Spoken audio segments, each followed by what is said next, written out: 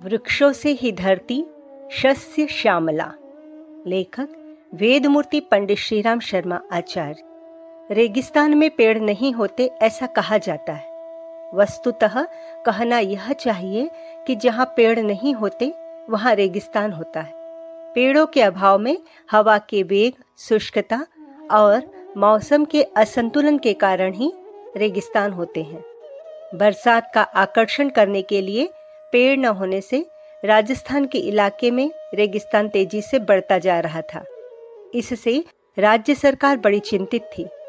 रेगिस्तान के प्रसार को रोकने के लिए जहां बाहर से जल लाने की व्यवस्था की गई है, वहां सरकार इस प्रयत्न में भी है कि इस इलाके में वृक्षारोपण आंदोलन को अधिक गतिशील बनाया जाए, ताकि वहां रेगिस्तानी प्रसार को रोका जा सके और जलवायु में परिवर्तन लाकर उसे समाप्त किया जा सके।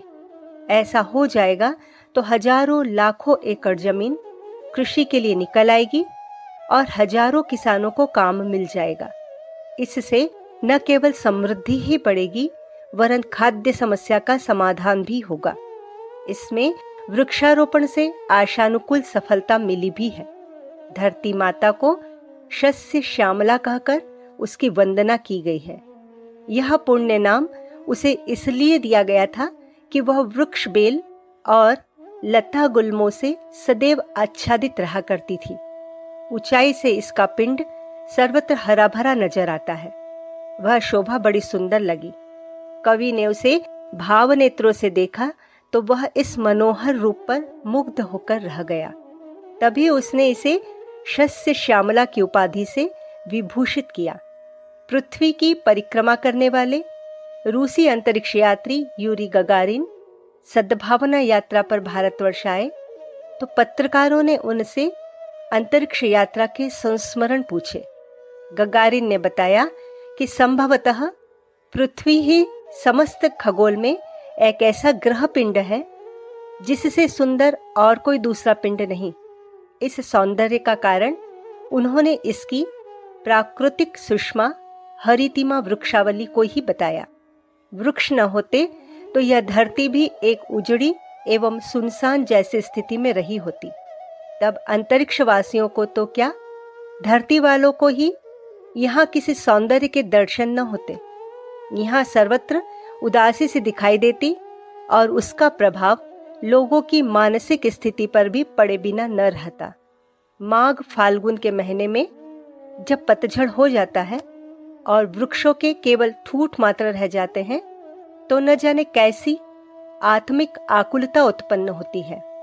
निर्वसंत प्रकृति से मनुष्य की आत्मा में दुख की अनुभूति होना महत आध्यात्मिक तथ्य है।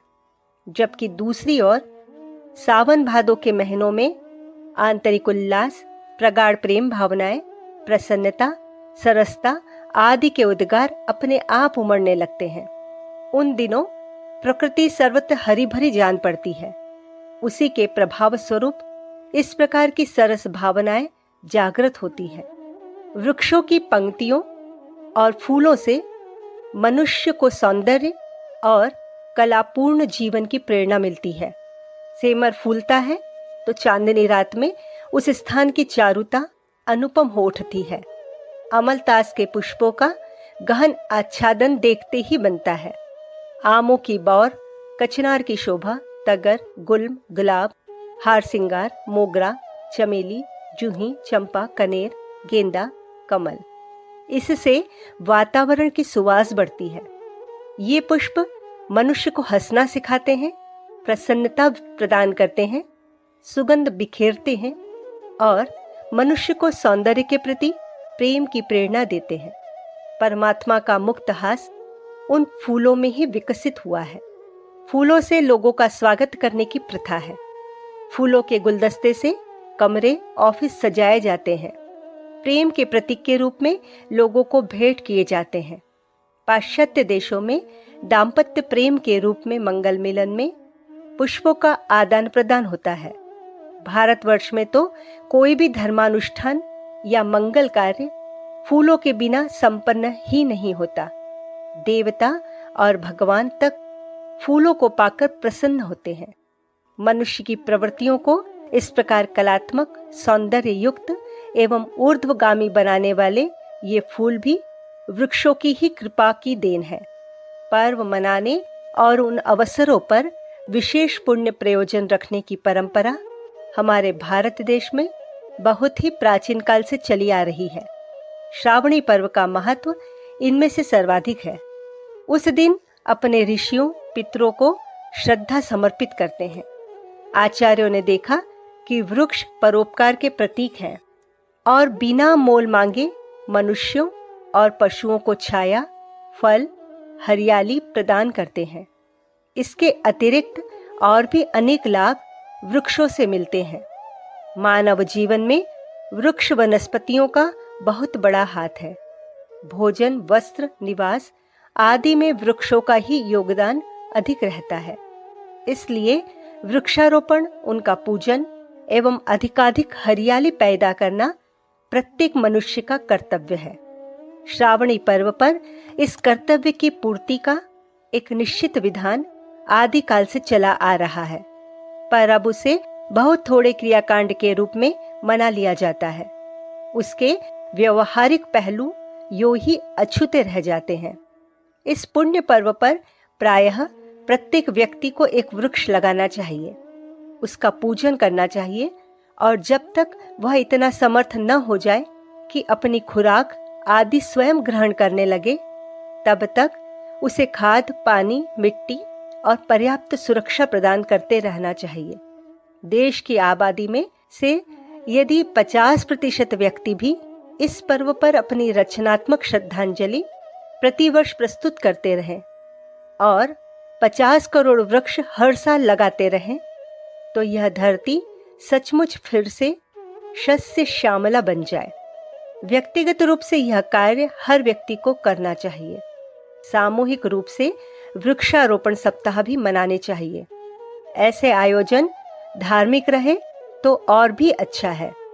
इसके लिए श्रावणी के आसपास का समय ही अधिक उपयुक्त है। इन दिनों लगाए हुए वृक्षों की जड़ें आसानी से मिट्टी पकड़ लेती है और उन्हें पानी आदि देने की भी आवश्यकता नहीं रहती। सप्ताह के कार्यक्रमों को 3 भागों में विभक्त कर दिया जाए। 1. धर्मानुष्ठान। प्रातःकाल लोग एकत्रित हो और यज्ञ, कथा, कीर्तन आदि के माध्यम से ईश्वर की सामूहिक प्रार्थना करें, धर्माचरण की प्रेरणा मांगे और युग निर्माण सत्य संकल्प का पाठ करें। थोड़े से प्रसाद आदि के वितरण की व्यवस्था हो सके तो वह और भी अच्छी बात है। 2. सभा का आयोजन किया जाए जिसमें अधिक लोगों को इकट्ठा कर वृक्षों के धार्मिक, आध्यात्मिक, आर्थिक एवं अन्यान्य लाभों से अवगत कराया जाए और उन्हें वृक्षारोपण की प्रेरणा, हरे वृक्ष न काटने के सुझाव दिए जाएं। रूपक दृष्टांत देकर लोगों को समझाया जाए। वैज्ञानिक तथ्यों की जानकारी और आंकड़े दिए जाए। युग चेतना साहित्य की 131 से 140 तक की पुस्तकें पढ़ने को वितरित की जाए। पहले से वृक्षों के महत्व बताने वाले पर्चे छपवा कर रखे जाएं और उन्हें लोगों में बांटा जाए। वृक्षों की परोपकार संबंधी कविताएं छापी जाए और उनका भी वितरण हो। 3. सामूहिक रूप से वृक्षारोपण किए जाए। गांव के किन्हीं वयोवृद्ध, अध्यापक, सरपंच अथवा अन्य गणमान्य व्यक्ति से वृक्षारोपण कराए जाए और उनका अक्षत, धूप, दीप से पूजन कर हर्ष मनाया जाए। इस तरह के कार्यक्रम 1 सप्ताह तक चलाए जाए तो उससे जनता में एक रचनात्मक वातावरण का विकास हो सकता है। परिजनों से अनुरोध है कि प्रतिवर्ष श्रावण माह में श्रावणी पर्व आता है। इस पुस्तक को पढ़ने के बाद आप श्रावणी पर्व पर क्या आयोजन करने जा रहे हैं, इसके संबंध में पत्र व्यवहार करें, गोष्ठी करें। सामूहिक प्रयास से अधिक उपलब्धि प्राप्त करने के प्रयास करें।